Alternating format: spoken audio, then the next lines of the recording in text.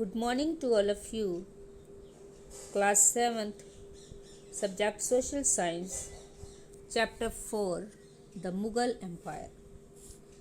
Dear students,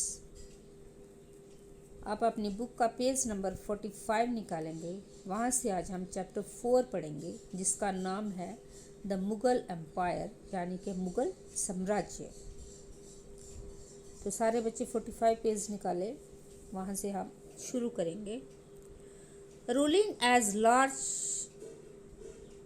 a territory as the Indian subcontinent with such a diversity of people and cultures was an extremely difficult task for any ruler to accomplish in the Middle Ages.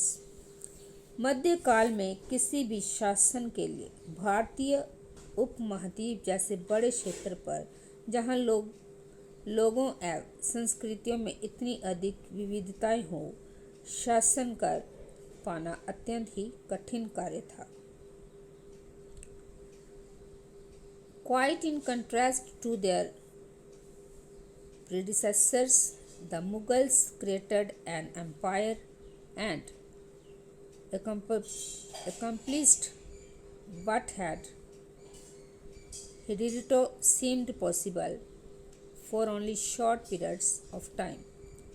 From the latter half of the 16th century, they expanded their kingdom from Agra and Delhi. United in the 17th century, they controlled nearly all of the subcontinent. अपने पूर्ववर्तीय के विपरीत मुगलों ने एक साम्राज्य की स्थापना की और वह कार्य पूरा किया जो अब तक केवल छोटी अवधियों के लिए ही संभव जान पड़ता था। 16वीं सदी के उत्तरार्ध से इन्होंने दिल्ली और आगरा से अपने राज्य का विस्तार शुरू किया और 17वीं शताब्दी में लगभग संपूर्ण महाद्वीप पर अधिकार प्राप्त कर लिया। From the later half of the 16th century, they expanded their kingdom from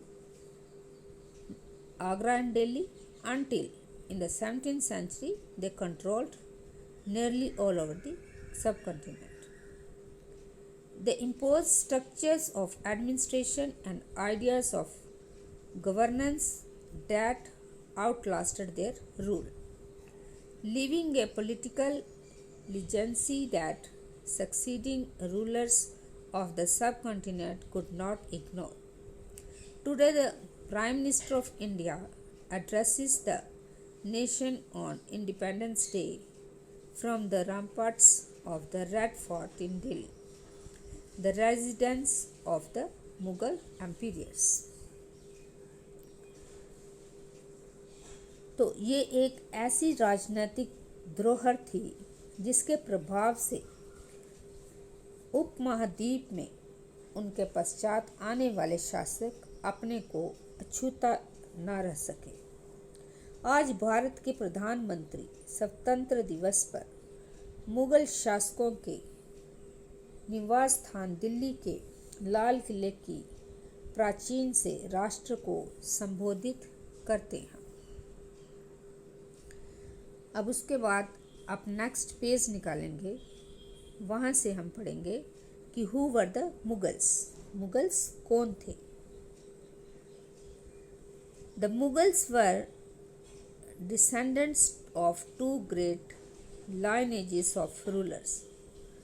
From their mother sides, they were descendants of Genghis Khan, died 1227. The Mughals ruled over part of China and Central Asia. Mughal दो महान शासक वंशों के वंशक थे। माता की ओर से वह मंगोल शासक चंगेज खान जो चीन और मध्य एशिया के कुछ भागों पर राज करता था, उसके अधिकारी थे। From their father's side, they were the successor of Timur, died 1404, the ruler of Iran, Iraq, and modern day Turkey. However, the Mughals did not like to be called Mughal or Mongol. This was because Genghis Khan's memories was associated with the massacres of innumerable people. It was also linked with the Uzbeks, their Mongols competitors. On the other hand, the Mughals were proud of their Timur ancestry, not least of all because their great ancestor had captured Delhi in 1398. तो पिता की ओर से वे Iran, Iraq और वर्तमान तुर्की के शासक तैमूर, जिसकी मृत्यु 1404 में हुई, के वंशज थे, परंतु मुगल अपने को मुगल या मंगोल कहलवाना पसंद नहीं करते थे। ऐसा इसलिए था क्योंकि चंगेज़ खान से जुड़ी स्मृतियाँ सैकड़ों व्यक्तियों के नरसंहार से संबंधित थी। ये स्मृतियाँ मुगलों के प्रतियोगिताओं उपबेंगों से भी संबंधित थी। दूसरी तरफ मुगल तैमूर के वंशज होने पर गर्व का अनुभव करते थे, ज़्यादा इसलिए क्योंकि उनके इस महान पूर्वज ने 1398 में दिल्ली पर कब्जा कर लिया था। तो उन्होंने कहाँ कब्जा किया था ये आपको पता होना चाहिए, दिल्ली पर। They celebrated their genealogy pictorially, each ruler getting a picture made of Tamur and himself. Take a look at Fig 2, which is somewhat like a group photograph. तो उन्होंने अपनी वंशावली का प्रदर्शन चित्र बनवाकर किया। प्रत्येक मुगल शासक ने तैमूर के साथ अपना चित्र बनवाया। चित्र 1 को देखिए जो आपकी बुक पे है, जो तैमूर और मुगलों की समूह में तस्वीर प्रस्तुत करता है। तो आप अपनी बुक में जो फिग 1 है ये आप देख सकते हैं इधर कि फिग 1 के साथ जो फोटो है वो आपने देखनी है। तो उसके बाद आप पढ़ेंगे मुगल मिलिट्री चैंपियंस की मुगल सैन्य अभियान। तो Babur the first Mughal empire 1526 to 1530 succeeded to the throne of Farghana in 1494 when he was only 12 years old. प्रथम मुगल शासन बाबर 1526 से 1530 ने जब 1494 में फरगाना राज्य का उत्तराधिकारी प्राप्त किया तो उसकी उम्र केवल 12 वर्ष की थी। कितने वर्ष की थी उसकी उम्र? 12 वर्ष की। He was forced to leave his ancestral throne due to invention of another Mongol group, the Uzbeks of another. After years of wandering, he seized Kabul in 1504. In 1520, he defeated the Sultan of Delhi, Ibrahim Lodi, at Panipat and captured Delhi and Agra. तो मंगोलों की दूसरी शाखा उज़्बेकों के आक्रमण के कारण उसे अपना पैतृक गद्दी छोड़नी पड़ी। अनेक वर्षों तक भटकने के बाद उसने 1504 में काबुल पर कब्जा कर लिया। उसने 1526 में दिल्ली के सुल्तान इब्राहिम लोदी को पानीपत में हराया और दिल्ली और आगरा को अपने कब्जे में कर लिया।